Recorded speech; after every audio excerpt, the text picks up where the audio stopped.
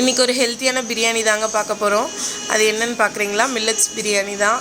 இன்றைக்கி நாங்கள் வந்து சாம அரிசி எடுத்திருக்கோம். உங்களுக்கு என்ன அரிசியில் செய்யணுமோ, தினை, வரகு நிறைய இருக்குது மில்லட்ஸில். அதில் எதுனா ஒன்று எடுத்து செஞ்சுக்கோங்க. எப்பயும் போல் நெய், எண்ணெய், பட்டை, கிராம்பு, ஏலக்காய், வெங்காயம், தக்காளி, கொத்தமல்லி, புதினா, இஞ்சி பூண்டு பேஸ்ட்டு, தயிர். சிக்கனுக்கு பதில் நாங்கள் வெஜிடபிள்ஸ் ஆட் பண்ணியிருக்கோம். கேரட், பீன்ஸ், பீஸ், இது 3 தான் ஆட் பண்ணியிருக்கோம்.